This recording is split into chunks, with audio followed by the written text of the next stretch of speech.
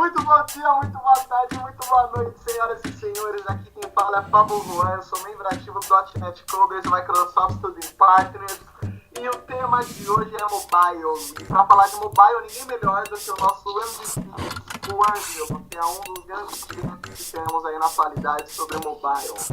Certo? Junto comigo está a Jéssica. Dá um oi, pessoal, Jéssica. Olá, pessoal, senhoras e senhores, amantes da tecnologia. E a Cris. Olá, pessoal, uma boa noite. E aí, Ângelo, dá um abraço pessoal aí. Obrigado pelo convite, abraço pessoal aí. Pô, muito feliz em poder participar aí. Agradeço de coração, hein? Adoro esse tipo de coisa, assim, adoro de participar de eventos de comunidade, pra mim é sempre gratificante. Valeu pelo convite. Isso, a gente que agradece aí a honra. É importante, tem algumas pessoas que a gente entrevista aqui, tem algumas pessoas da comunidade que eu admiro, acho que eu nunca nem falei isso pro Ângelo diretamente, a gente já se encontrou em alguns eventos aí, mas o Ângelo ele tem um trabalho assim essencial para mim, na minha visão, referente ao trabalho de mobile mesmo, né? Dentro da comunidade, eu lembro de ter, a primeira vez que eu ouvi alguém falando de Xamarin, não sei se foi ele o primeiro, mas a primeira vez que eu vi, pelo menos, foi com o Ângelo, né? Eu olhei e falei, nossa, tem esse gordinho aí e tal, teve coisas da Apple, falando sobre desenvolvimento mobile, né? Sobre Xamarin, e não é à toa, assim, que considera aí uma das grandes referências em fazer um trabalho bem legal, bem bacana com o pessoal do Monkey Knights. A gente já fez um crossover lá no Nest também. Pessoal bem bacana, todos de alta qualificação. Ângelo, fala um pouco sobre você aí, sobre a sua carreira, a formação. Conta pro pessoal aí que não conhece você para saber mais sobre você. Beleza, valeu pelas palavras, viu? Poxa, fico feliz porque participar de comunidade para mim é um grande prazer, de repente conhecê-los pessoalmente, ter contato, trocar experiências, sempre é gratificante. Pô, parabéns também para todos vocês que fazem esse tipo de trabalho, porque só quem gosta mesmo faz, né? Não adianta. É penoso, é difícil, é duro, mas se você tem prazer e paixão, você faz. Então, isso que é legal. Bom, meu nome é Ângelo Belchior, eu já atuo na área de desenvolvimento desde 2001, 2002.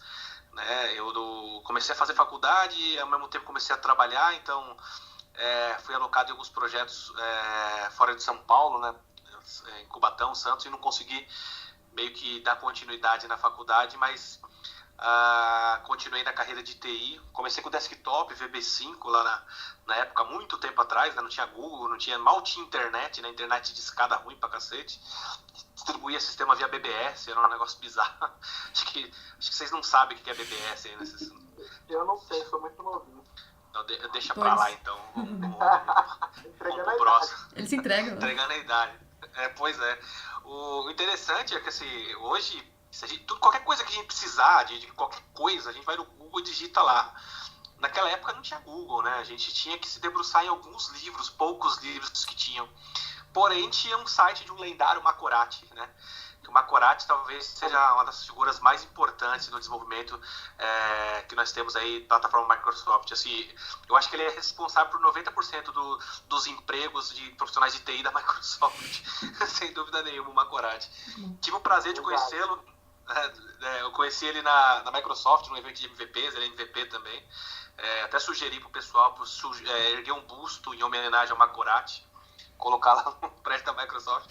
Os caras mais gente boas que eu conheci, super simples, super gente boa, assim. Ele ficou até surpreendido, porque na hora lá, vários MVPs, que acho que foi a primeira vez que ele participou de um evento de MVPs, né? E aí quando todo mundo viu, pô, Macorati ali, vamos tirar foto, vamos abraçar o cara. E aí ele se surpreendeu, que tinha umas 30 pessoas ao redor dele, cumprimentando, agradecendo. Foi um momento bem legal mesmo, cara. Então, oi. A gente entrevistou o Macorati, desculpa te cortar, mas a gente entrevistou o Macorati aqui, acho que acho que foi o primeiro. Foi a primeira gravação. E ele falou sobre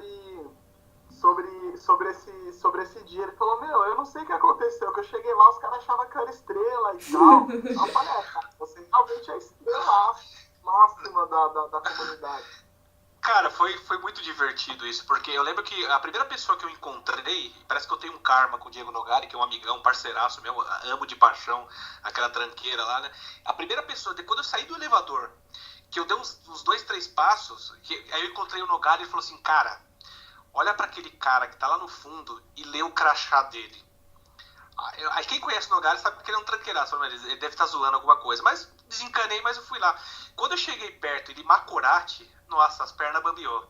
Falei, não é possível que é o Macorati. Aí já era, né? Aí foi todo mundo, foi o Kono, veio o Nogari, até o Bassi, veio todo mundo lá. Pô, Macorati, que legal.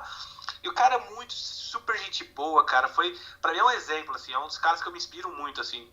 E tem a curiosidade que há um tempo atrás, a gente conversando na roda de T, eu até brinquei, será que o Macorati existe, cara? Aí eu falei, acho que existe, né? Aí eu falei, manda um e-mail pra ele e vê se ele existe, né? Aí eu mandei um e-mail perguntando se ele existia. E ele respondeu... Eu tenho esse e-mail até hoje dele responder, eu existo. Eu falei, poxa, cara, eu espero um dia conhecê-lo, né? Então, outro fato inusitado envolvendo um Macorati aí, né? Só queria fazer uma observação que esse negócio de... Vocês estão falando de humildade, né, simplicidade. Eu acho que o Ângelo não vai lembrar, mas eu conheci a primeira vez ele em uma palestra... Na Lambda? Isso, exatamente. Eu lembro. O cara parou de comer claro, pizza, ele parou de comer pizza pra dar atenção pra mim, olha só, mano. É raro, é raridade isso aí. E olha que ele é gordinho. Então, momento ali, né? Mas eu acho interessante, assim, porque eu acho que quando você tá na comunidade, assim, você tá fazendo parte, eu procuro sempre tentar conversar com o máximo de pessoas possíveis, porque você tá vendo várias realidades de desenvolvimento, de pessoais ali, né? São vários mundos distintos, né?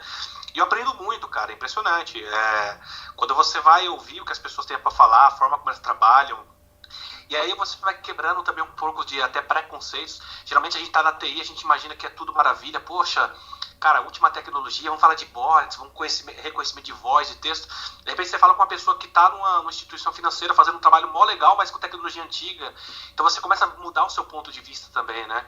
Então, quando eu tô assim, em eventos de comunidade, eu faço questão de falar o máximo com as pessoas e aprender o máximo. E, putz, cara, acho que quem faz parte da comunidade se transforma.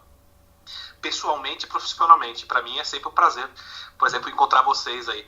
Lógico que às vezes eu não lembro o nome de todo mundo e aí eu fico meio constrangido que as pessoas passam assim, pô, e aí, cara, te mandei uma mensagem lá, você viu? Ou então aquele problema lá eu resolvi, valeu. Aí eu falo, tá, tipo, legal. Desculpa, mas eu não lembro quem é você, cara. E aí, mas beleza, né, cara? Mas é bem divertido, assim, bem gratificante, né? Realmente esse lance que você falou é importante mesmo, porque a gente que dá palestra, que escreve artigo, direto as pessoas vêm, muita gente vem falar com a gente, principalmente os mais iniciantes, e às vezes você pode desmotivar uma carreira de uma pessoa, como você pode motivar uma carreira de uma pessoa. Isso é até um dos motivos da minha admiração por você, porque você, por ser assim, tá bastante em evidência, ainda assim tem uma certa humildade, né? Tem muita gente que começa a subir assim, cai em evidência e perde a humildade. São gênios, são ótimos palestrantes, produzem ótimos conteúdos, mas peca nesse sentido de humildade, de fazer esse trabalho que é meio pedagógico, social, né? De ajudar a pessoa a evoluir. Isso é um ponto interessante, e o que eu sempre procuro passar para as pessoas, né? É que para contribuir, né? Fala, poxa, escreve um post, escreve um artigo, grava um vídeo, né? E lembre-se sempre que vai ter alguém que vai se identificar com a forma como você fala, com a forma como você escreve, né? Então não tem conteúdo de baixa qualidade, eu não tenho... Geralmente fala, eu não vou escrever um conteúdo porque tem muito desses na internet, ou então é muito para iniciante. Mas, cara, se a gente for analisar, principalmente a gente que participa de comunidade, aí vocês com certeza sentem isso, né? Quando você vai dar uma palestra, por exemplo, numa FATEC, ou numa instituição de ensino, você vê que, tipo, a galera, tem muita gente nova começando que precisa de um apoio, né, cara? Então, a gente tinha que centralizar mais nessa base também e tentar usar uma abordagem um pouco diferente, mais motivadora para esse pessoal, mais, talvez, iniciante, focando mais para dar base e sustento para essa galera começar a deslanchar. Então, acho que esse é um ponto também que eu tenho me preocupado bastante. Então, eu sempre falo, escreve, mas é muito simples, não tem problema. Alguém vai ler o jeito e vai gostar do jeito que você escreve, do jeito que você fala, do jeito que você se comunica. E isso vai fazer com que a pessoa consiga entender. Então, é legal, né? Acho que esse é um caminho válido. Então, bacana. Bom, acho que a gente pode começar a falar um pouco, cair para um nível mais técnico aí. Aproveitar, né, para usufruir do corpinho do Ângelo. Que fase, hein? Que fase. Posso começar, meninas? Pode. Pode. Cara, falando sobre mobile, a gente entra num tema. Uma vez eu vi um cara lá da Kaelon, esqueci o nome dele, mas ele é bom pra caramba também, gordinho também, escreveu um livro ótimo chamado Web Mobile. Nossa, cara, você falar que é um cara bom da Kaelon, ferrou, porque acho que se a Kaelon tiver 300 caras, acho que 350 são bons, cara. Os caras são muito feras, velho. Eu vou pegar meu livro aqui já eu falo o nome dele, pra dar moral pro cara. Eu acho mas que é Cláudio Santos, não é? Oi? Eu acho que é Cláudio Santos. Não é esse não, mas eu vou achar aqui. Mas enfim, eu lembro que ele falava, já em 2014 e tal, ele dava palestras falando que as pessoas hoje elas têm mais expectativas de performance, de experiência de usuários, maior expectativa no mobile do que no computador. Né? E hoje, se você for fazer qualquer pesquisa básica no Google aí, você vai ver que realmente as pessoas usam muito mais o celular do que o computador, né? Acredito que num futuro muito próximo os computadores caiam ainda mais em desuso, né? Que os wearables e enfim, todos os aplicativos embarcados são que vão dominar aí. E nesse sentido, chegou o Xamarin, né? Que foi uma tecnologia muito boa, que dá uma experiência nativa super interessante. Para você, assim, nesse papel que, para mim, eu chamo de uma revolução tecnológica, qual é o papel do Xamarin, assim, no mobile e o que prevê do Xamarin para o futuro, nessa expectativa? Pô, legal. Primeiro que, assim, quando a gente fala... eu lembro quando eu tava no Minha Vida, há uns 2, 3 anos atrás, eu lembro que eles estavam fazendo análise de acessos.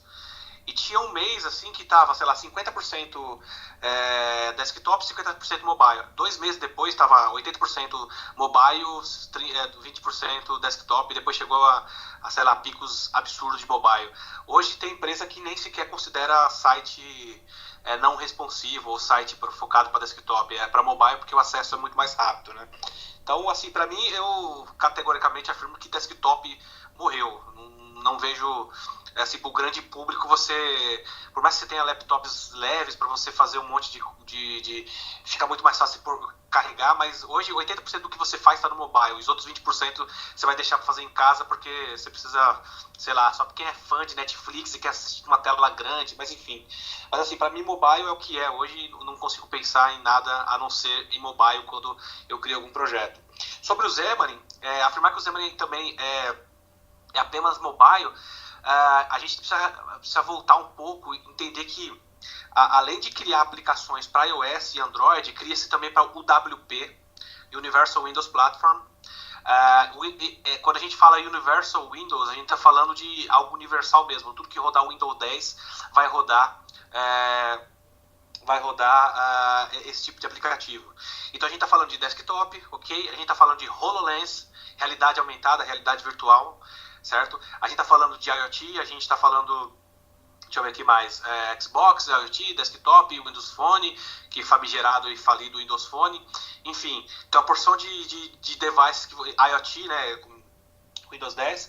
A Xamarin anunciou agora essa semana no build suporte para o Tizen, que já existia, mas agora já tá oficial. Suporte para desenvolvimento em aplicativos para Mac também, desktop, e para Linux desktop. Então, assim, quando a gente está falando de Xamarin, eu já não consigo imaginar só o mundo mobile, apesar de foco ter sido mobile e a gente ter essa revolução mobile, mas vai muito além disso, porque é uma tecnologia muito, mas muito robusta. O exemplo que eu sempre dou é o seguinte: todo mundo aqui com certeza já ouviu falar no jogo chamado Pokémon Go. Sim, Com sim. certeza. Você já deve ter ouvido também, baixado aí o Mario Run. Se você olhar lá esses apps que a Nintendo fez, se você analisar na parte que eles dá os créditos, etc., tem uma abinha lá, opção de créditos, você vai ver que eles utilizam uma biblioteca chamada newtonsoft.json. É uma biblioteca .NET para serializar JSON. Significa que esses apps foram feitos utilizando Mono, que a grosso modo é a base de tudo. É a base do Xamarin. Foi um cara essencial para a portabilidade da plataforma .NET, isso ser cross-platform, enfim. Então o Xamarin ele é muito robusto. Outro ponto, eu acho que é a questão financeira, certo? Quando eu estou falando de Xamarin, eu estou falando que uma equipe que tem um know-how.net, talvez a sua equipe que você já trabalha aí com ASP.NET ou com WPF ou com qualquer outra tecnologia Microsoft, vai se sentir totalmente confortável em começar a fazer aplicativos em Xamarin. E aí você vai ter uma questão interessante que quando eu estou fazendo em Xamarin, eu consigo entregar 3 apps com Xamarin Forms de maneira que eu não preciso nem sequer programar para cada plataforma. Eu posso programar tudo centralizado, inclusive minhas telas, e só dar um build, vai aparecer iOS, Android e o WP. Eu posso ter outra abordagem na qual eu faço a tela específica para cada plataforma, e aí eu tenho, sei lá, 70% de compartilhamento de código. Se eu for levar em consideração que C# está rodando na ponta, que é o app, e pode estar rodando no seu back-end, que é um ASP.NET Core, que está hospedado no Azure, por exemplo, eu poderia compartilhar código de back-end e código de app, porque o mesmo binário que roda lá pode rodar no .NET ou dentro do Xamarin. Então, se você começar a colocar na ponta do lápis, e o Xamarin, por ser uma ferramenta gratuita, agora é gratuita, eu acho que é muito mais vantajoso, né, para você utilizar essa tecnologia. Claro que depende também de uma curva de aprendizado, não é tão simples você vir com a mentalidade de desktop ou web para dentro de mobile, mas uma alternativa muito, muito boa mesmo, que você tem que levar em consideração na sua empresa, com certeza é o Xamarin, né? Show. Bacana. Meninas? O Ângelo, eu tenho 2 perguntas, mas uma eu vou fazer agora e outra no final. Ok. A primeira pergunta é, assim, eu considero a Apple a melhor tecnologia de designer, melhor produto, enfim, é uma empresa muito lucrativa, tem os seus melhores aplicativos, tem o seu hardware, não tem comparação, né? Mas assim, Não tem. eu não gosto da cultura da Apple em relação ao desenvolvimento. Na sua opinião, você acha que a Apple pode mudar ou ela pode morrer com essa parte do desenvolvimento? Tipo, tudo ser ambiente Vai abrir as Apple. pernas ou não? Oi? Vai abrir as pernas ou não? Exatamente.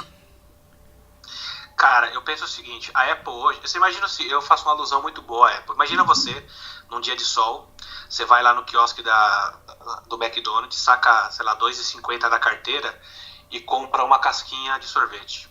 Você imagina que a Apple ela consegue fazer a mesma coisa, só que ela pode comprar, por exemplo, a Disney. Uhum. Você imagina o Tim Cook puxando a carteira e falou, quanto custa a Disney? Sei lá, uns 40 bilhões. Passa no débito aí, chefe. É por aí. Então eu acho que a Apple ela vai fazer o que ela fizer. Ela tem fanboy espalhado pelo mundo. Ela é muito boa nisso. Ela é muito boa, ela é muito competente nisso. Não adianta, os caras são bons. Os caras fazem produtos mágicos, são fantásticos. Apesar que os MacBooks ultimamente vêm levando um cacete do Surface, mas mesmo assim vai vender que nem água, porque os caras são fanboys e gostam. Em matéria de design, a Apple está pelo menos uns 500 bilhões de anos à frente de qualquer empresa do mundo. Não tem como. Então, a Apple ela pode fazer o que ela quiser. Eu acho que ela chegou no nível que se ela parar hoje, se todo mundo da Apple parar de trabalhar e continuar ganhando dinheiro, acho que a 10ª geração da família tá garantido. Eles chegaram num ponto que eu acho que pode ser até prejudicial, porque eles não têm mais desafio, ao meu ver. O que eles podem mais inovar, né? Não sei. Eu não acho que eles vão abrir, eu não acho que eles vão fazer, por exemplo, que nem a Microsoft. Que a Microsoft, sim, chegou um tempo com o Ballmer, que era o Linux é um câncer. Eu lembro que quando surgiu o iPhone, o Ballmer falou, não, mas quem é que vai comprar isso daí? Você tá louco, né? Aí depois ele fez a grande sacada de comprar a Nokia e ferrar uma das melhores empresas de celular de todos os tempos, né? Então, nossa, então, putz, você imagina se a Nokia tivesse...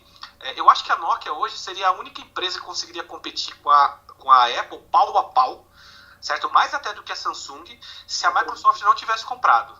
Ela Porque sobrava na época, né? A Nokia sobrava. Nossa, sobrava, cara. Todo mundo tinha o Nokia. Nokia cara, ninguém falava de celular. Veio a Apple, revolucionou, pô, aquela apresentação do Steve Jobs lá mostrando o iPhone, é algo que eu já vi umas 40 vezes. Foi mágico mesmo. Mas eu acho que a Apple não vai abrir, não. Eu acho que não, porque pra ela é cômodo, ela, sabe... É irritante programar para Mac, é irritante programar para iOS, É o que eu acho. é irritante ter que fazer deploy em iOS, sabe? É chato pra cacete. Vai gerar push notification, é um saco pra trabalhar com isso. Gerar certificado, tem que colocar o device, porque você não consegue testar no simulador. Aí você não tem um emulador, você tem um simulador, que tem muita diferença. Então é uma baita dor de cabeça. Mas eles sabem disso. Há muito tempo é assim e acho que não vai mudar, não. Eu acho que até entra numa questão de, tipo assim, pra você fazer coisas para os meus produtos, você tem que ter os meus produtos, que é diferente do Android, né? Então acho que isso também eu acho que eles não abrem justamente por isso, por eles estarem por cima da carne seca, né? Tem o poder, ao contrário da Microsoft, que ia perder fácil. Acho que a Microsoft está dando um boom, mas ela ia perder fácil se ela não tivesse evolucionado. Acho que realmente concordo com você. Mas eu também acho que eu não gosto de comparar Apple e Microsoft nesses mesmos segmentos, porque eu acho que são duas coisas distintas agora. Acho que para mim fica muito claro que são duas empresas muito distintas, né? Apesar de terem produtos e alguns serviços concorrentes, mas são dois mundos, um aponta para um lado, o outro aponta para o outro. A Microsoft hoje é nuvem. Hoje ela sabe que sistema operacional é commodity, ela sabe que sistema operacional é indiferente. Por que ela está colocando o Linux dentro do Windows? Por que a maioria das VMs do Linux, porque ela está abraçando a Red Hat, o Ubuntu, porque ela sabe que agora é nuvem, e na nuvem tem que ser agnóstico a tudo, absolutamente tudo, entendeu? Então, se você quiser rodar a sua VM Linux com PHP usando um Oracle, você vai rodar no Azure, então ela tem que forçar a barra nesse ponto. A Apple não, a Apple é design, a Apple é luxo, a Apple é qualidade, querendo ou não, os produtos são de muita qualidade, né? O grande exemplo, a gente tem um grupo do WhatsApp no Monkey Knight TV Community falando sobre maratona. Um cara fala, putz, meu app foi reprovado na Apple e a desculpa é que a Apple falou que não está seguindo os guidelines. Quer dizer, a Apple se preocupou para saber se o app está seguindo os guidelines, se tem as bordas certas, coloração, espaçamento, etc. Por quê? Pega os apps que estão na loja da Apple e compara com a loja do Android. Cara, não dá pra comparar. Eu tenho iPhone, já usei Android, mas a qualidade é absurda, sabe? É absurda. É muito polido. Os apps do iOS são muito mais bonitos, são muito mais polidos. A experiência é muito melhor. No Android, digamos assim, o Android virou Windows, né? Que assim, qualquer coisa você baixa qualquer coisa, você baixa vírus, você baixa app, você tem 300 milhões de tipos de app, então varziou mesmo, né? Por isso que é muito popular, por isso que é muito barato, por isso que é simples você fazer. Cara, programar para Android é uma delícia, assim, você faz o que você quiser, quer testar, ó, te mandei um APK pelo e-mail aí, nem e-mail mais tá bloqueando APK, você baixa o APK lá no Outlook, o cara instala e fala, tá funcionando, aí sobe pra produção, beleza. Então, em meia hora eu coloco um app em produção Android. Pro iOS eu vou demorar no mínimo uns 2 dias. Fora a avaliação, né? O Ângelo, mas assim, desculpa, mas, por exemplo, o meu foco hoje é web e mobile. Então, por exemplo, eu quero focar na parte do Android. Agora, você acha que quando eu tenho esse empecilho do iPhone, eu tenho que me adaptar a essas mudanças? Bom, vou ter que fazer desse jeito, blá blá blá. Ou eu só foco no desenvolvimento do Android e mexo um pouco com a plataforma da Apple? Depende. Uma coisa interessante, se você vê o mercado, você tem lá, sei lá, 93% Android e o resto iOS, certo? A grosso modo. Mas se você pegar em matéria de consumo, a matéria de faturamento de app, esses 97%, ele é um pouco maior do que os 7% do iOS. Significa que a plataforma iOS também dá muito dinheiro, mesmo sendo 7% do mercado, 6%, entendeu? Então, assim, se você quer faturar em cima do seu app, você quer faturar, com certeza você vai ter que ter Android pela massa que tem, pela quantidade, e você tem que ter o iOS. Tem um amigo que fala, tudo bem, mas tem um ponto interessante aí. Às vezes você faz um app que é pago, mas o cara vai lá e baixa a APK modificada e consegue instalar no celular roteado. entendeu? Então talvez seu faturamento no Android pode ser um pouco mascarado. Mas eu não excluo a Apple disso. Eu acho que você precisa ter sim, sem dúvida nenhuma. Você tem que se adaptar sim, e desenvolvimento mobile é esse mundo, né? Não tem como. Outro ponto também é que eu vejo muito o Android muito forte em line of business, né? Em aplicativos que não são de loja, são aplicativos, por exemplo, ponto de vendas, aquele de recepção, restaurantes. Por quê? Porque é um hardware barato, certo? A manutenção geralmente é barata, o hardware é barato. E você, por exemplo, quer fazer um app de restaurante, de cardápio, você quer fazer um app para a lojinha da sua mãe que vende, sei lá, produtos de limpeza, para ela ficar, sei lá, fazendo estoque, gerenciamento. Pô, coloca um tablet sei lá, da Positivo, que é uma marca razoavelmente boa e brasileira e barata, você faz rodar ali e tá lindo, entendeu? Eu não preciso de um PC, eu não preciso de um notebook que consome mais bateria, que consome mais energia. Eu coloco um tablet rodando e atendi, entendeu? Eu acho que o Android ele é muito, muito, muito, muito bom também para esse foco, entendeu? Então, mas eu não excluo a Apple nem ferrando. Apple tem que ter. Isso aí. Cris? Acho que minha dúvida, só para falar, o nome da pessoa era Sérgio Lopes. Eu confundi com o Cláudio Santos. Mas é Sérgio Lopes. Isso, que é o gordinho que o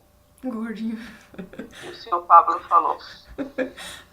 Deixa eu te fazer uma pergunta. Acho que minha pergunta vai ser um pouquinho clichê, mas eu tenho essa dúvida, eu queria que você tirasse. Existe uma lenda urbana que os aplicativos vão virar, não sei, tipo, vai sair fora de moda, porque tá todo mundo baixando, aí tá virando tipo um cemitério, porque acaba o pessoal baixando e não usando, tirando. Se você olhar, até o Itaú tá meio que se preocupando com isso, fez uma versão mais light, preocupando justamente com a memória do celular. Aí eu queria saber mais você sobre essa sua visão. Você acha que realmente vão ter que se preocupar mais com o tamanho do celular, o espaçamento dele na memória? Isso é importante? E você acha também, nesse cenário, que o aplicativo uma hora vai ficar cansativo e o pessoal não vai querer mais baixar o aplicativo? Eu vou ser meio profético aí, e eu vou explicar o porquê que eu vou ser profético. Para mim, no futuro não tão distante, o que vai ser, onde que estarão os aplicativos? Dentro do Messenger, dentro do Skype, dentro do WhatsApp, dentro da Cortana, dentro da Siri, dentro do Google Now. Porque se você for analisar, o que nós temos hoje, por exemplo, olha para o seu celular hoje, ele pode ter 300 apps instalados. Vê quais são os que você mais utiliza. 2 ou 3, entendeu? E a maioria dos apps, depois você desinstala, você não pensa nem 2 vezes quando você precisa de espaço.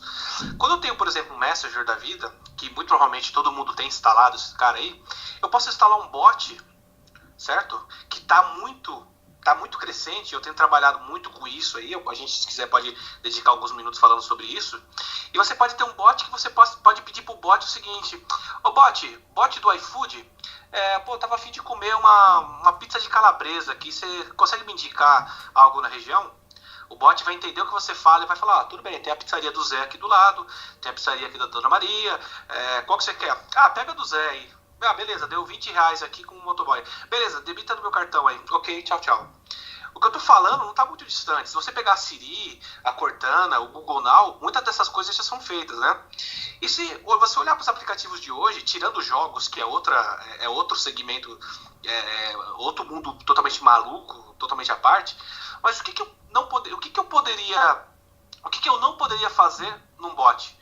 Pouquíssimas coisas. Se eu quero consultar meu saldo no Itaú, se eu quero fazer uma transferência, eu não poderia fazer por voz, utilizando a Siri, não poderia fazer por voz utilizando o Messenger. Hoje eu tenho casos que a gente tem bots que o cara entra lá e resolve, por exemplo, questões de segunda via de boleto, questões de reembolso, pergunta, por exemplo, o meu plano de saúde cobre a vacina cachumba? Aí o bot pergunta, tá, mas qual que é o seu plano de saúde? Qual que é a sua carteirinha? A minha carteirinha é 1, 2, 3. Aí ele, então o seu plano aqui é o plano Gold, Master, Plus, etc.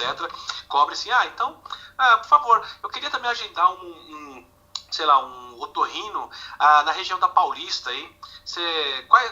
Qual que você pode me indicar? Eu posso falar, são esses aqui. Qual que você quer agendar? Isso aqui? Ok. Então, assim, hoje isso já é realidade. Então, profeticamente, talvez no futuro nós não tenhamos mais os apps como a gente costuma. Ou então vai vir um declínio muito grande, porque as pessoas vão querer embarcar apps dentro de outros aplicativos como bots, como Messenger, Skype, Slack, o Teams da Microsoft, Outlook. Então, tudo vai estar integrado. Então, a minha visão, eu acredito que seja essa. Outro ponto também é que o seu app precisa ser, atualmente, né, digamos, o seu app precisa ser relevante. Não adianta. É difícil você concorrer com o Facebook, é difícil você concorrer com o Twitter, com o Instagram. É muito difícil. O que faz com que o usuário utilize o seu app?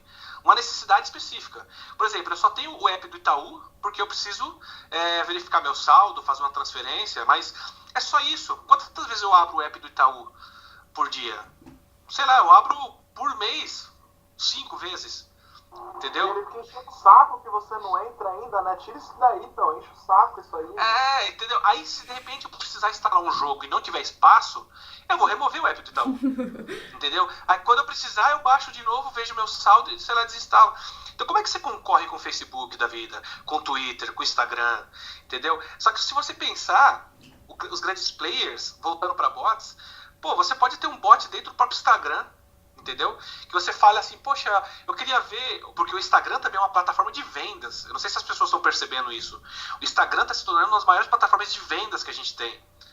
Você que está na sua casa, você que está ouvindo, você fala, eu tenho aqui uma blusinha que eu comprei e não serve mais em mim. Eu posto lá e falo, eu estou vendendo. Você tem um público gigantesco para isso daí. Tem muita gente, comida, roupa, acessórios. Já vi coisa de bicicleta. A última vez eu estava conversando com um amigo meu, eu falei, cara, eu comprei uns negócios para bicicleta aqui de umas luzezinhas que eu precisava colocar aqui nas lanternas, no Instagram que o cara tava vendendo. Eu falei, no Instagram, velho. Depois que eu fui ver, é uma plataforma de vendas, entendeu? Então, você tá vendo que as coisas parecem que estão diminuindo, estão começando a enxugar, né? Estão a centralizar em alguns grandes players. Eu acho que o futuro, integrando isso com bot e sem a necessidade de passar por loja, por exemplo, se você quiser criar um bot hoje no Messenger do Facebook, você não passa por loja coisa nenhuma. Entendeu? Você vai lá, cria seu bot, usa as APIs lá de webhooks dele e você está respondendo, cria sua página e já era, entendeu? Do Skype você precisa de uma aprovação, mas a aprovação é rápida, em 15 minutos lá, sei lá, 20 minutos seu bot já está no Skype. No WhatsApp, com certeza os caras vão fazer isso, com certeza farão. No Telegram já funciona assim. Para você criar um bot no Telegram, você chama outro bot.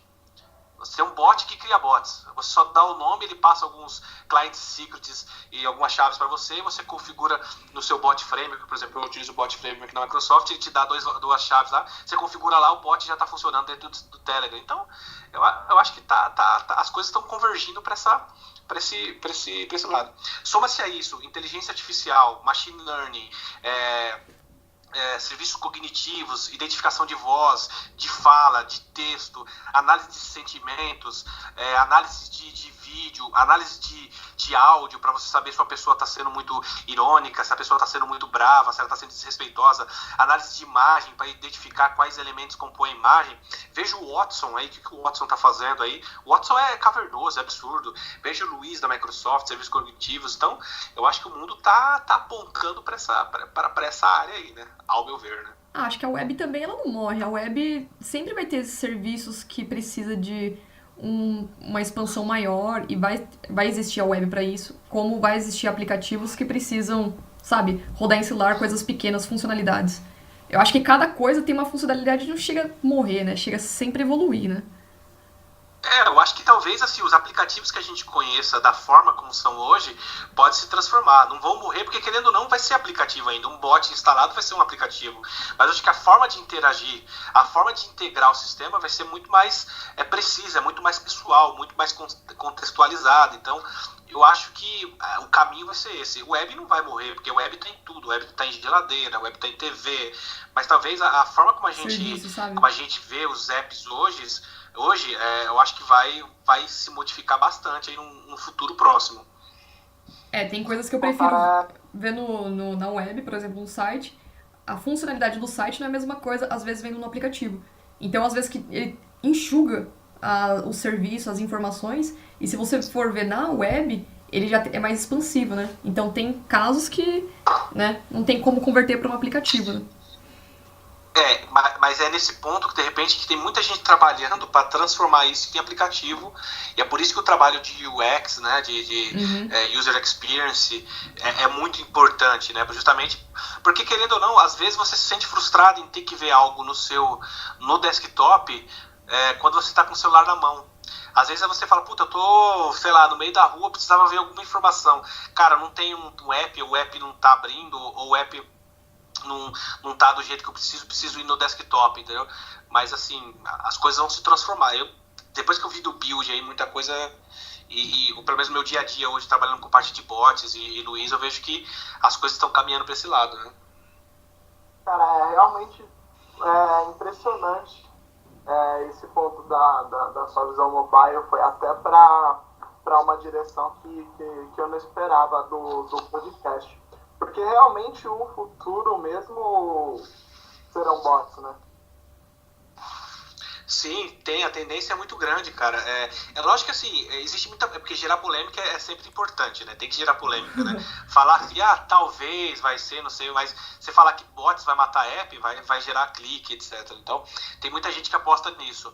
Eu acho que é uma transição. Da mesma maneira que o desktop fez uma transição para o mobile vai fazer uma transição para bots. E aí vai ter outro mindset, vai ser outra forma de abordar. Daqui a 3, 4 anos, ou até menos, a gente vai estar aqui de novo falando, o bot, será que bots morreu? Qual que vai ser a nova tecnologia? Os robôs agora? Você tem um robô na sua casa limpando a sua cozinha, né? Você contratou um robô de segurança aí para colocar na porta da escola, etc. Então, estão voando. Os carros estão voando, seu carro está dando problema, você está conseguindo carregar seu carro na tomada aí, né? Então, e o seu telhado aí que você comprou de energia solar aí já está funcionando? Então, eu acho que é natural isso daí, né? É uma revolução natural, né? Ângelo, deixa eu aproveitar a polêmica, que eu gosto de fazer polêmica. A Cris Aqui adora. eu acho que a única que não gosta, que não é do mundo do C Sharp, Windows e a PHP sou eu. Então eu vou aproveitar e fazer uma pergunta seguinte. Eu sempre escuto aquela lenda. Eu escuto a lenda que o PHP vai morrer. E isso acho que nunca vai acontecer. Jamais. Mas a minha dúvida é o seguinte. Como a gente entrou nesse bate-papo de bot, várias coisas, eu tenho um outro ponto para trazer para ti. Sobre linguagem de programação. Não sei se você reparou que no começo a gente começava com baixo nível, que era Assembly, aquelas linguagens. Aí depois já foi para um pouco nível mais alto. Você acha que a próxima vai ser um tipo mais funcional de linguagem, tornando cada vez mais fácil para o usuário fazer essa interação? E aí para mesclar mais com esse mundo do bot, porque o que eu mais vejo é coisas para ficar mais fácil para quem está programando e fazer ficar mais rápido. Eu queria saber você, já que você está nesse momento de previsão aí, o que você acha disso? O problema é o pessoal me cobrar depois se der tudo errado que eu falei. Eu não poder sair na rua, né? E sobre o PHP, eu brinco muito com o PHP, zoo bastante com o PHP, mas assim, se a gente for analisar sites, eu não sei números, mas eu chuto que 70% dos sites que estão na internet estão rodando no WordPress. Deve ser isso. WordPress é PHP e MySQL, entendeu? Talvez um amigo meu fale assim, que o WordPress é a coisa que representa as coisas mais ultrapassadas do mundo, que é o PHP e MySQL. Ok, é polêmico, mas, cara, o PHP é uma porta de entrada para o pessoal que está programando web. É muito simples. Mais pesadas, né? Para carga mais pesada também. Estudo da ONU fala, né, que o pessoal que usa crack usava PHP antes também, mas isso aí é polêmica, a gente pode discutir outro ponto. Mas, cara, tem muita coisa legal feita em PHP, entendeu? Então, quanto à linguagem de programação, é difícil falar isso daí. Eu acho meio frustrante as faculdades, o que elas fazem hoje, né? As faculdades se apegam a conceitos muito antigos. Então, tem gente que fala assim, eu tô vendo C na faculdade, eu tô vendo Fortran. Já vi gente falando assim, a gente teve uma aula de Fortran. Eu falei, nossa. Cara, primeiro que a linguagem de programação também às vezes é muito pessoal, mas a faculdade precisava preparar as pessoas para o mercado atual. Entendeu? Hoje o mercado atual a gente tem muita coisa em Java, muita coisa em mobile, C Sharp está agora cross-platform, está surgindo bastante, certo? Agora, conceitos, por exemplo, de linguagem funcional já existem há bilhões de anos. Hoje está sendo mais popularizado, mas eu acho que também existe uma curva, mesmo para quem já está há muito tempo na programação, existe uma curva de aprendizado grande, entendeu? É um outro mindset. Eu não acho que uma linguagem funcional, tipo o F#, que o Mário Meirelles ama de paixão e a gente discute que nem cão e gato todo dia falando sobre isso, eu não acho que seja uma linguagem tão fácil para você aprender como uma primeira linguagem, começar com uma primeira linguagem, entendeu? Mas é difícil porque também linguagem de programação é um investimento muito alto para você criar, para você manter, para você instruir as pessoas, para você convencer o mercado a usar. Talvez as coisas vão enxugando mais, né? Vejo hoje em destaque, principalmente no Stack Overflow, tá lá sempre JavaScript bombando tudo quanto é lugar, back-end, banco de dados, front-end, sei lá, bastante Java com Android, apesar do Java estar bem atrás, cara, é até triste ver o Java caminhando a passos lentos aí, né? Parece que o Java utiliza a Virtual Machine de tão lento que ele é. E putz, mancada, né? Só de Java ficar bravo. Assim. Mas, cara, só para não perder ali pensamento, eu quando alguém me pergunta qual linguagem que eu começo a programar, eu indico o JavaScript, porque eu acho que é a linguagem mais futurista, só isso que eu queria dizer. Cara, eu não sei se é futurista, mas assim, hoje, todo e qualquer... O JavaScript é a linguagem mais, digamos que, democrática que existe, né? É muito simples você trabalhar com JavaScript, apesar de ser uma linguagem chata pra caramba, mas você hoje trabalhar com JavaScript é muito simples, você tem muito acesso, você tem... E você não tem digamos que você não tem um impacto muito grande, porque você baixa um editor qualquer aí, você baixa o VS Code, que é leve pra cacete, você baixa o Sublime, que é leve pra cacete, você já tá programando. Você vai fazer alguma coisa em Java, em Android, você baixa o Android Studio, você fica 2 anos baixando. Você vai baixar o Visual Studio, mais 2 anos baixando. Aí você vai ver uma ideia complexa, cheia de opções, cheia de botões, aí você tem que entender a IDE, aí você tem que entender a linguagem. O JavaScript é muito mais acessível, é muito mais democrático, né? Apesar de eu não gostar mais de mexer em JavaScript, né? Não tenho mais saco para mexer em front-end e jQuery e Angular. Nossa, da última vez que eu vi o Angular, eu vi uma palestra de 5 minutos, eu falei, não dá, cara, não é para mim isso aí não, isso não é muito mais não.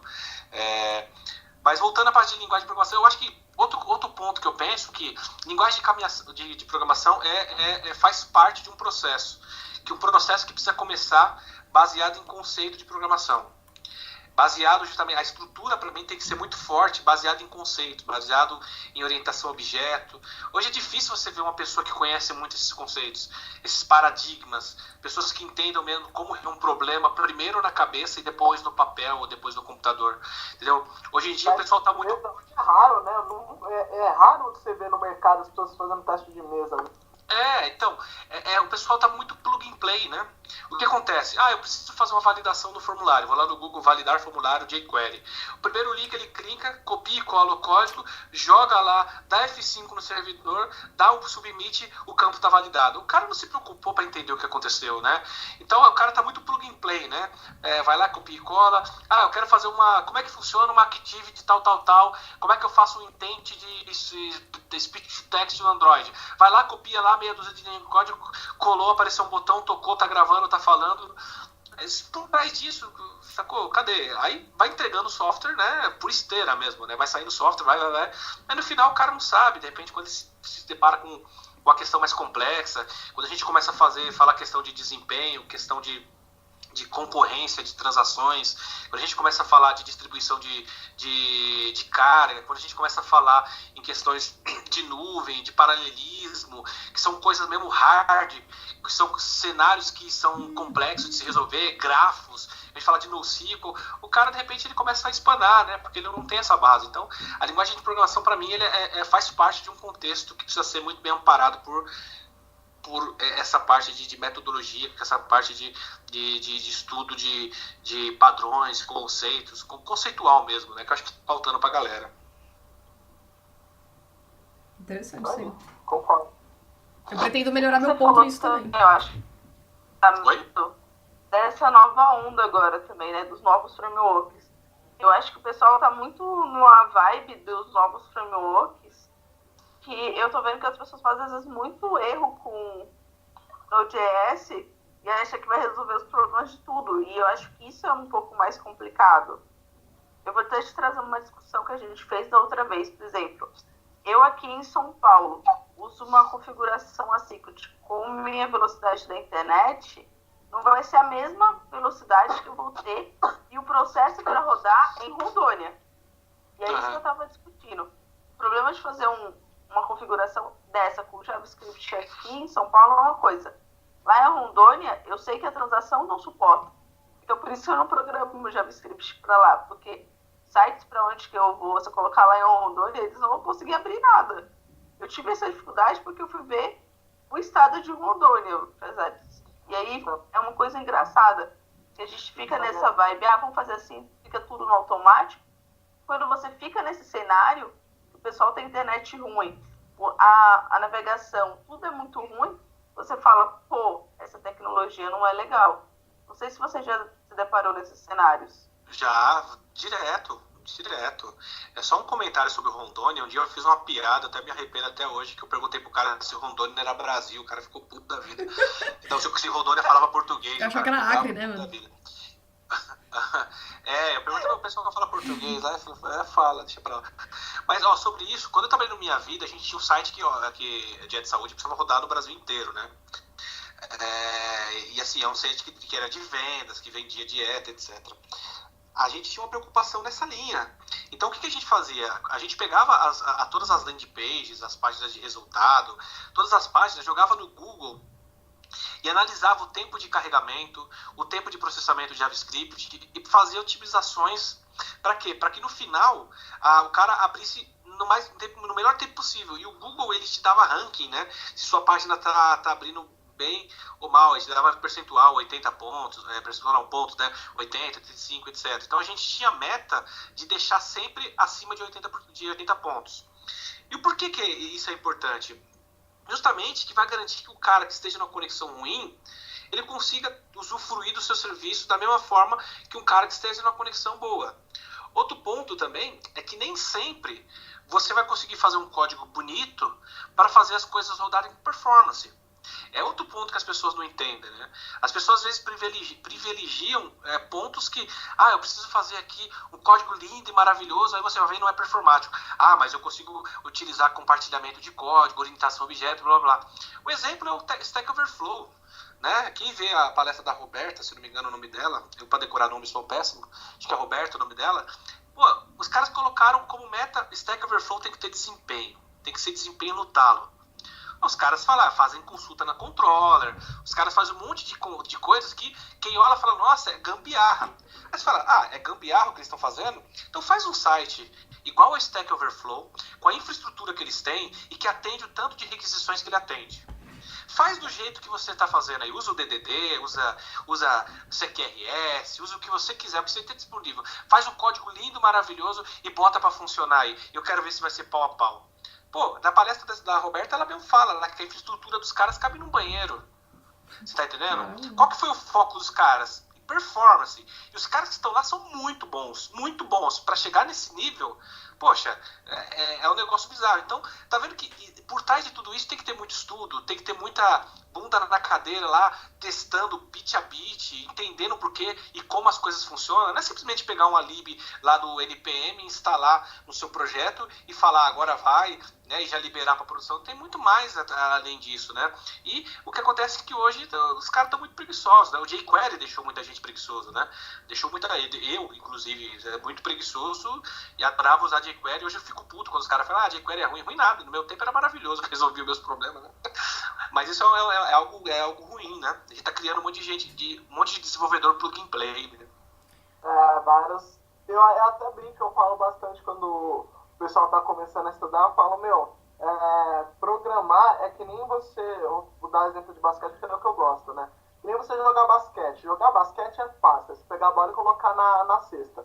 Mas para você ser um bom jogador de basquete, você tem que ter bastante recurso. Né? Quando eu digo bastante recurso, não importa a linguagem de programação que você vai programar. Né? Porque por mais que eu goste de C# e eu odeie PHP, por exemplo, nada contra amigos que programam em PHP e tal. Mas por mais que eu goste de C#, eu tenho um recurso de ter bastante paradigmas, orientação sobre objetos concisa e tal, para conseguir se adaptar fácil a qualquer situação, né? Então, realmente, o que você disse é isso. A gente está no mercado, eu, por exemplo, eu estou numa instituição financeira, então tem muita gente, muito programador bom e muito programador lixo, e você vê que realmente a maioria não se preocupa em ser um programador com recursos, né? Para conseguir saber lidar com as situações. A maioria é isso aí, é pegar o código lá, tipo assim, o Ângelo falou uma coisa e é lei. Fulano, o Bassi, ele postou um artigo lá e é lei. E eles não param para pensar, não param para refletir sobre o assunto, né? Então, geralmente, os caras que vêm novo, os caras que são passivos, né? Eles vêm cheios de opinião e você vê que é prejudicial ao trabalho deles como profissional, né? Por isso que eu acho que o papel da comunidade é muito importante nesse ponto. Primeiro, para sempre democratizar a tecnologia. Eu acho que é importantíssimo a gente democratizar em todos os pontos, seja ela na cultura de tribos, né? Tem o pessoal da Microsoft, Google, pessoal do PHP, de Node. Então, a gente precisa democratizar porque a gente precisa entender também como que as outras tecnologias resolvem alguns problemas que a gente tem também, né? O pessoal que trabalha com JavaScript tem uma visão de como resolver as coisas, o de Java tem outra, o de Java tem um background muito acadêmico, legal, assim, o que eu sinto que geralmente o cara que é o programador Java, todo mundo fala Java é burocrático, muito burocrático, sim, mas tem muito conceito por trás do Java, então tem muito paradigma muito bem resolvido, tem muito conceito bem estruturado por trás do Java, entendeu? Que muitas vezes isso faz falta, por exemplo, no pessoal do C#, então isso é um diferencial muito grande. Então, acho que a comunidade também tem que ter esse papel de começar a disseminar isso, de provocar essa reação, de fazer com que o cara está assistindo lá, fala, cara, quem está palestrando, a diferença de quem está palestrando e você que está assistindo é que você está sentado e o cara está em pé, entendeu? Você também tem conteúdo, por mais que seja um conteúdo básico, para que seja pouco conteúdo pela sua pouca experiência, você também tem um conteúdo, você também tem que digerir o que o cara fala, mas não engolir a seco. Você também tem que questionar isso daí, você tem que testar também, né? Mas o que eu vejo é que cada vez mais tem gente preguiçosa, né? Tem gente falando, mano, vou arrastar aqui, eu vou fazer, tá bom, pelo que me pagam tá bom, né? Então vai tocando com a barriga e vai, sabe, vai no famoso bumba meu boi, né? Esse lance que você falou da igualdade é exatamente isso, porque tem muito, até que eu brinco, tem muito arquiteto, muito palestrante de POC. Ele não aplicou isso em produção, ele viu isso, achou legal e monta uma situação e apresenta. Ele não sabe se isso dá certo. Se o cara vai para grupo e ele acha que, é modinha e vai querer aplicar, não vai dar certo, ele vai deixar de ganhar dinheiro. Porque o exemplo do Stack Overflow foi pontual, velho. Às vezes você monta uma bazuca para matar uma barata. Resolver um problema no momento. Você precisa usar do workaround para conseguir atingir o objetivo, né? E os caras conhecem muito bem o que estão fazendo ali, entendeu? Nitidamente, você assistir a palestra dela ou ver nos blogs que eles comentam, os caras sabem o que estão fazendo. Não é uma gambiarra, não. O cara vai explicar para você, bit a bit, o porquê que aquela linha tá lá, o porquê que foi feito daquela maneira. Não é algo jogado, entendeu? Eles assumiram vários riscos, por exemplo, de não ter uma testabilidade muito grande, na verdade, que quase não ter teste dentro do projeto. Mas assim, os caras queriam ter performance do talo, um custo baixo de infra, e os caras fizeram isso maravilhosamente bem. Para mim, é o exemplo claro de que você precisa entender muito bem o seu problema, você precisa estudar muito para resolver, certo? E não se apegar a conceitos vistos em revistas ou que algum palestrante falou, etc. Sempre digerir isso e questionar, e fazer uma POC, fazer um teste, porque senão você começa a engolir a seco, você vai ser só mais um, né? Quantas vezes eu já vi pessoas falando, geralmente, eu baixei o projeto, por exemplo, um exemplo que eu sempre dou, o Eduardo Pires tem um trabalho fantástico na parte de DDD, ele tem um vídeo, acho que de quase 3, 4 horas, explicando. Ele deixa claro que aquilo lá, eu falo assim, cara, eu vou explicar conceitos, eu vou aplicar vários conceitos do DDD, várias partes aqui, vou montar uma solução. Ok? Só que até hoje o pessoal não entendeu que aquilo é uma demo. Então tem muita gente que fala, eu baixei o exemplo do Eduardo Pires, eu queria saber onde é que eu coloco, sei lá, uma classe de repositório, onde é que eu coloco um serviço. Então o cara não entendeu o conceito. Ele simplesmente baixou um projeto e tá falando, eu tô usando o DDD aqui, mas ele não sabe de nada, ele não sabe o que é DDD, ele tá simplesmente seguindo a onda, né? DDD, beleza, onde que eu coloco essa classe de services? Você fala, mas você precisa de service? O que é um service? Certo? O que é um repositório? Você entendeu o que é repositório? Você precisa ter um repositório aqui, mas você está dividindo pastas, você acha que a estrutura de projetos é baseada em pastas, você está quebrando em projetos, está certo isso? Então quando você começa a questionar, você vai ver que o cara não sabe absolutamente nada. Ele fala, eu baixei aí e estou seguindo, estou fazendo. Então o cara está mais perdido que Acontece isso, né, cara? Ô, Ângelo, eu tenho uma última pergunta pra você. Permita-me fazê-la. Boa. Vocês pegando esse embalo aí de códigos, de conceitos, eu acho bacana também. Porque eu quero melhorar muito isso em mim, tipo, na parte de fazer e entender, sabe? Eu quero chegar a um nível de que eu possa fazer qualquer coisa sem ficar dependendo tanto do Google. E eu percebo que existe um pouco de carência nessas alguns grupos de comunidades, tal, quando você vai em algumas palestras, a pessoa não aplica muito o conceito, entendeu? E isso que eu vi em conceito, nos vídeos do Macorati, eu achei que ele, mesmo que ele escreva um texto enorme, ele vai explicar cada linha, como funciona, e etc e tal. E eu queria saber de você, se algum dia na sua vida, nos seus planos, você pretende escrever algum livro sobre apps, ou mobile, ou usar Marinforms também. Na verdade, isso é um sonho que eu tenho. Eu tenho 2 sonhos, basicamente. Eu quero ir eu quero dar aula. Assim, eu quero muito fazer isso. É a única coisa que faria eu largar a profissão de desenvolvedor mesmo, seria dar aula. Acadêmica, né? E sobre o livro de Xamarin, sim, inclusive está em confecção. Olha Está só. sendo...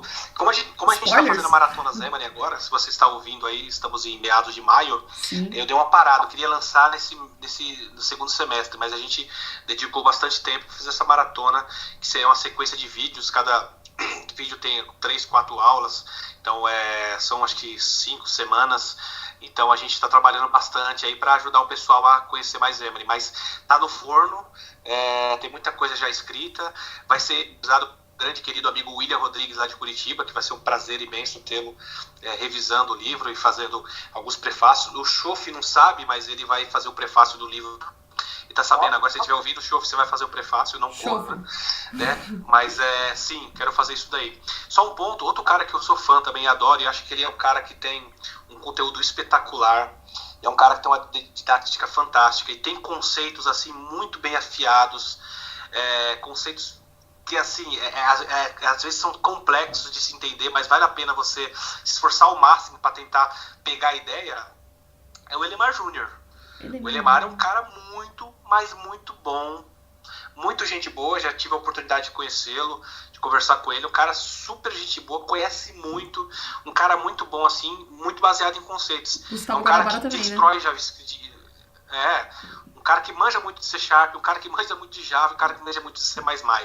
Eu não sei como que ele conseguiu isso, talvez ele não seja desse mundo também, né? Mas ele é um cara que tem isso muito enraizado de conceitos, pelo menos eu sinto isso. E nos posts que ele escreve, principalmente agora que está falando bastante sobre linguagens funcionais e trazendo um pouco do conceito, isso que é legal, ele está trazendo um pouco desse conceito funcional para dentro do C Sharp, ele está dando uma aplicabilidade de conceitos funcionais dentro do C Sharp, que não é uma linguagem com paradigmas funcionais. Está se tornando agora, mas não tem muitos dos conceitos. Então, isso é bacana, né? É um cara que eu gosto muito. Bacana. Uma questão aqui que a gente acabou falando de vários assuntos, acho que é interessante, já que você falou do livro, talvez seja legal essa pergunta. Qual que é a dica que você talvez daria para quem está entrando, por exemplo, na programação de Xamarin? Eu sei que vocês fizeram essa maratona, para quem não sabia, para quem está começando, quais são as primeiras dicas? Tipo, eu não sei Xamarin, quero começar a fazer. O que você aconselha para essa pessoa? A primeira coisa é não desista. No começo vai ser burocrático. Por quê? Geralmente, quando a gente prepara um ambiente de Xamarin, a gente não está preparando um ambiente, a gente está preparando, no máximo 3 ambientes. Você está montando um ambiente Android, você está montando um ambiente iOS e um ambiente Windows. Então, são 3 partes que você vai ter que fazer. Depois que você monta esse ambiente, vai ficar tudo mais fácil para você. Outro ponto, comece com Xamarin Forms. Né?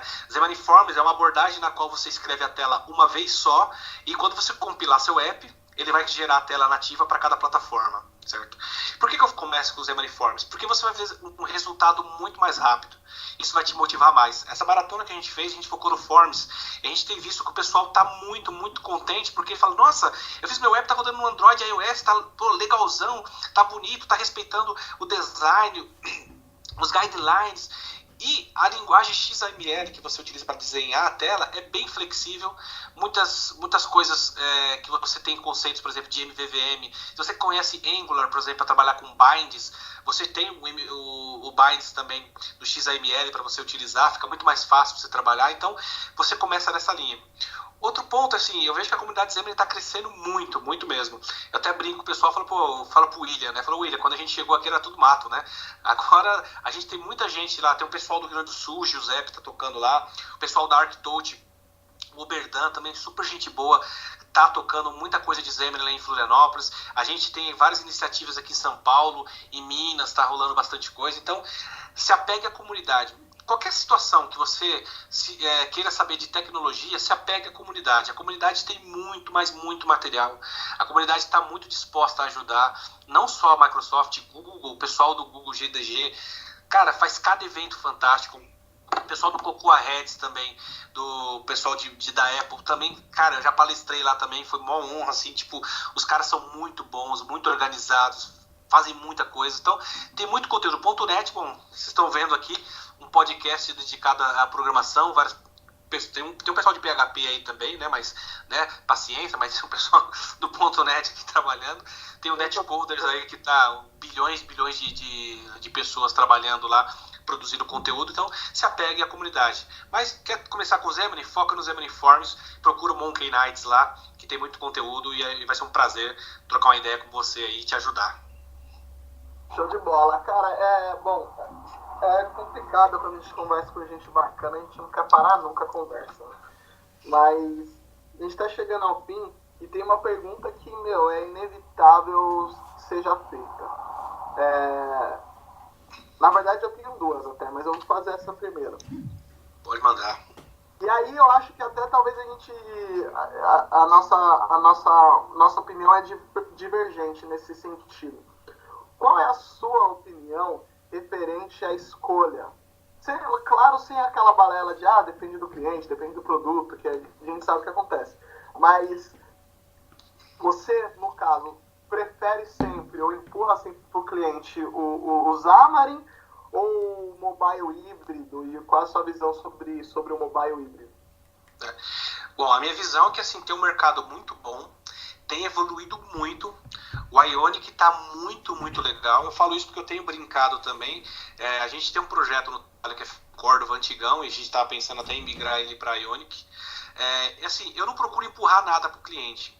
Por quê? Porque se eu empurrar, depois eu vou ter que arcar com isso. Esse é um ponto que eu sempre penso. Por que eu vou empurrar uma tecnologia se depois eu também vou ter que arcar?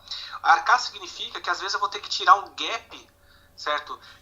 Um gap técnico do cliente, porque às vezes o cliente ele não tem recursos, tanto financeiros ou técnicos, para trabalhar com Xamarin. Imagina uma empresa que tem lá, fala, não, a gente trabalha muito com web, a gente conhece muito web, a gente trabalha com PHP, JavaScript, HTML, CSS. Você não tem como entrar com Xamarin aqui para esse cara. Você não tem como convencer ele que um dos primeiros projetos mobile desse cara vai ser em Xamarin. Porque ele fala assim, eu não conheço C Sharp. Eu sei o quê? Eu sei JavaScript, HTML, etc. Então, é difícil também não falar depende do cenário. Então, o que você precisa saber é justamente, se você conhecer a plataforma, cada plataforma, você vai saber o momento certo de usar ou não. Hoje, para mim, o diferencial do Xamarin é nativo, a performance é muito boa. O Xamarin Forms, que é um framework que roda em cima do Xamarin, está evoluindo absurdamente rápido, certo? Obviamente que ele não tem a mesma performance da abordagem tradicional, mas no final você tem uma performance muito boa também. Hoje você tem uma performance muito boa, nas versões anteriores era sofrível. Então, híbrido, se sua empresa já tem um know-how de HTML, se sua empresa já tem um know-how de web, cara, talvez vai ser natural você ir para o caminho mobile. Então, eu não tenho como fugir do depende do cenário. E outra, se o cliente chega para mim e fala, cara, meu cenário é esse daqui, o que você indica? Vou ter que analisar ponto a ponto. Você tem profissional que conhece C Sharp? Você tem profissional que conheça .NET? Ou você tem profissional que conheça HTML, JavaScript? O que é mais fácil você demandar? O que é mais fácil você contratar? Layout, Bootstrap, etc. Tem mais layouts, por exemplo, desse tipo do que layouts de iOS, layouts de Android, por exemplo. Então, tem vários templates HTMLs que rodavam em sites que hoje foram transportados para mobile, assim, com o pé nas costas, entendeu? Então você tem uma vantagem muito grande disso daí. E tem grandes apps feitos em híbridos também. Essa é uma discussão infinita, cara. Mas assim, eu vou ficar em cima do muro, acho que depende. Mas eu prefiro o Xamarin. Show, bacana. É até legal você falar isso, até que a gente concorda. Até eu prefiro... Na verdade, eu já trabalhei com os dois, já trabalhei por com uma instituição financeira com o Xamarin tradicional, né? Não cheguei a atuar com o Xamarin Forms. E eu entreguei recentemente um projeto com mobile híbrido. E aí eu fiquei em dúvida, inclusive, que eu fiquei até assim meio com medo. A gente fez mobile e tal, foi bacana. Quando a gente foi subir pro site da Apple, eu falei, já ouvi casos, né, eles vão barrar e tal. Graças a Deus não chegaram a barrar. Mas em questão de velocidade, assim, eu sei que isso também cai no depende, mas na sua opinião, qual seria mais rápido de você, assim, parir uma solução de mobile? Então, cai muito justamente no que o cliente tem ou no know-how que você tenha. Hoje eu acho que hoje, por exemplo, eu sou muito mais... eu consigo entregar muito mais rápido no Xamarin do que no Cordova, no Ionic, que eu tenho um pouco de conhecimento. No Xamarin eu consigo entregar muito mais rápido. A questão é que para mim tem certas coisas que já são muito mais simples de se resolver no Xamarin, porque eu vou lá no site do Google e vejo como a API, sei lá, do Speech to Text funciona, entendeu? Então eu pego a API nativa do Google, eu sei que é em Java, mas eu transporto isso para o C# em 5 minutinhos, então, putz, rapidão. No iOS é a mesma coisa. E tem certas coisas que quando eu estou utilizando no Cordova, eu preciso entender um pouco de Angular, entendeu? Aí eu preciso de repente entender de CSS, então isso não é meu dia a dia. Mas para produção, para você criar alguma coisa, eu me sinto mais seguro e mais rápido fazendo Xamarin. Mas, por exemplo, o Baltieri, que é um cara que conhece muito desse ramo de PWAs, que a gente até quase na verdade não citou nada, com certeza fala, não, cara, quando eu chegar lá, eu destruo lá no TypeScript, no Angular, no CSS, vou fazer rapidão, sou designer aqui, e no outro dia tá pronto. Então depende muito. Eu acho que assim, mobile é um negócio muito legal, muito trabalhoso, muito gratificante e muito rentável. Então você precisa cair dentro do mobile de qualquer maneira, seja em Xamarin, seja em Cordova, e eu acho que é um caminho inevitável aí, né? Show. Última pergunta agora. Acho que a Jéssica também tinha uma. A última Ela pergunta? falou que ia Não, fazer já fiz. Eu ia só te perguntar se eu posso guardar o contato pra quando eu tiver dúvidas mandar pra você pelo Skype. Fique à vontade, pô, isso se Eu todo guardo, mundo eu estiver pergunto. ouvindo, fique à vontade para tanto no Skype, no Facebook, por e-mail. Eu sempre falo, bom, eu tento responder o mais rápido possível, nem sempre eu consigo. Às vezes eu estou em cliente, então eu não tenho acesso ao Facebook. Às vezes eu estou em celular de lugar que eu não consigo ter acesso, mas eu sempre respondo. Para mim é um baita prazer falar com vocês, é um baita prazer trocar experiência. O legal é que de repente as pessoas vêm com as dúvidas cavernosas de Xamarin, assim, que eu falo, puta, eu não sei. Então antes de responder pro cara, eu vou lá, procuro na internet, procuro no Google, vou no site, vejo alguma coisa, sei lá, faço um projetinho resolvendo aquela dúvida, eu falo pro cara, cara, funciona assim, assim, assado. Então eu falo, putz, aquela dúvida fez com que eu aprendesse uma coisa nova. Então, poxa, fiquem à vontade aí, né, para me contactar. Vocês têm meu contato aí, angelobelchior@hotmail.com. Fiquem à vontade para mandar aí Pessoal, também perguntas, pra dúvidas, eles sugestões. acessarem seus links, viu? Pessoal que estiver ouvindo esse podcast, acessar os links do Ângelo pra ter o contato dele, ver os artigos dele. A gente vai publicar tudo isso aí. Show. Opa, obrigado. Isso aí.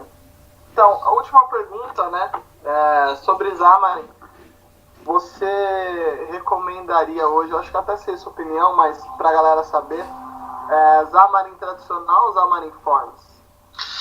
Então, são duas abordagens distintas que visam resolver problemas distintos. A abordagem tradicional, só para vocês entenderem, é a abordagem na qual eu preciso escrever código para interface visual em cada plataforma.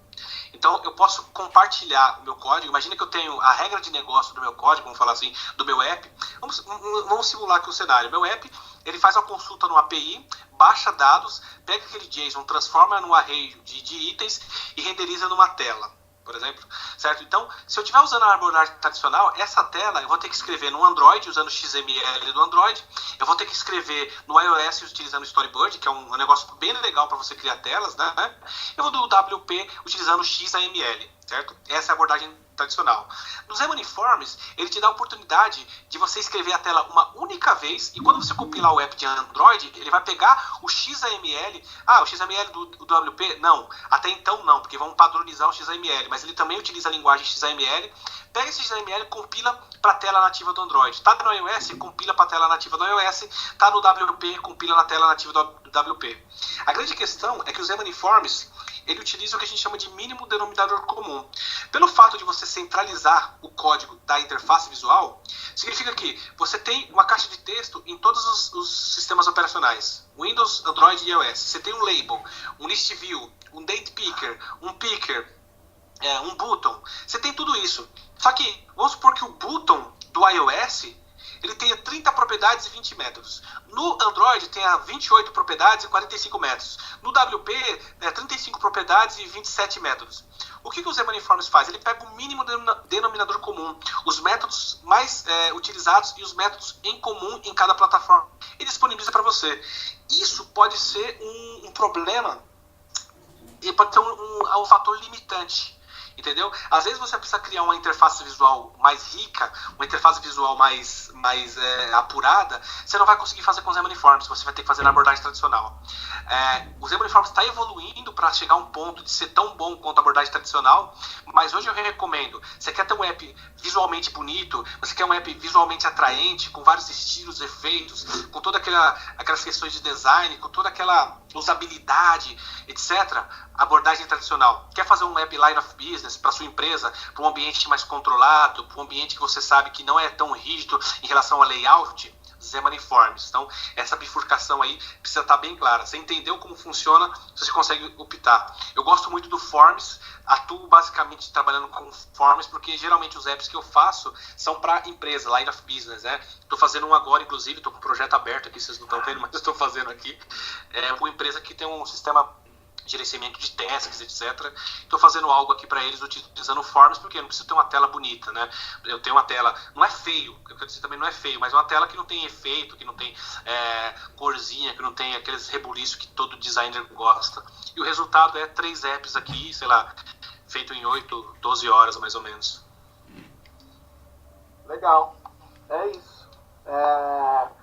Ângelo, no nosso podcast, sempre ao final a gente faz não sei se você já assistiu Marília Gabriele, mas a gente faz um bate-bola, jogo rápido, que é uma pergunta e aí você com o mínimo de palavras responde.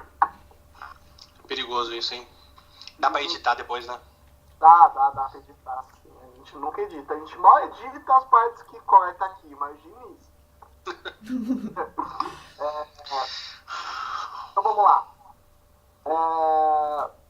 Bate-bola, jogo rápido com Ângelo Belchior. Dilma ou Temer? Aquela morte. Bitcoin. Futuro. Startups. Cortou, não entendi, desculpa. Startups. Por experiência própria, dor de cabeça.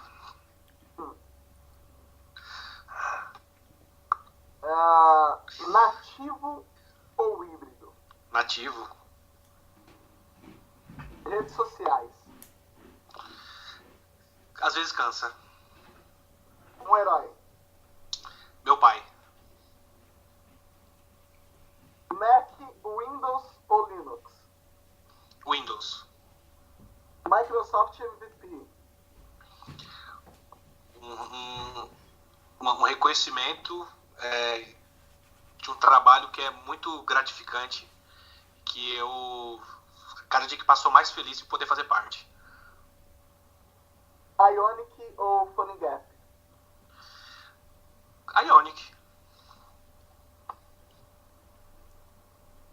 Um vilão. Temer.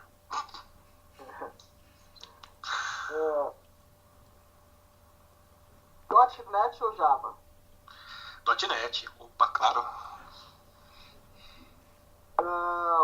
Um bom profissional. Alguém estudioso e que respeite os companheiros. Comunidade técnica. Essencial para a vida de um profissional. Isso. Ângelo por Ângelo. Puta, velho, eu vim pensando que você ia fazer isso, aí é difícil. Alguém que vai sempre procurar trabalhar para aprender mais, para ensinar mais, para aprender mais, num ciclo infinito aí, né? Uma coisa que pouca gente sabe sobre o Ângelo como pessoa. Que meu nome não é Ângelo Belchior, é Ângelo Luiz. Nossa, fui enganada. Nossa, agora... Calma que foi chocante agora. Pega no bumbum ou pega no compasso? Nossa, já é... Do bumbum no compasso, né, velho? Isso aí, senhoras e senhores. Esse foi o Ângelo nós nesse bate-papo gostoso sobre Gostei também do bate-papo, mobile, gostei. carteira e outras coisas. Pessoal, muito obrigado por terem ouvido aí. Se despede do pessoal, galera. Obrigada, pessoal. É, Beijo, tchau. boa noite. Tchau, tchau. Obrigada, Ângelo. Bate-papo gostoso isso aí. Obrigado. Uhul! Tem mais alguém? Obrigado, pessoal. Contem conosco aí. Foi um baita prazer. E até a próxima aí. Tá bom. Cara, chocante esse lance aí. Quando eu vi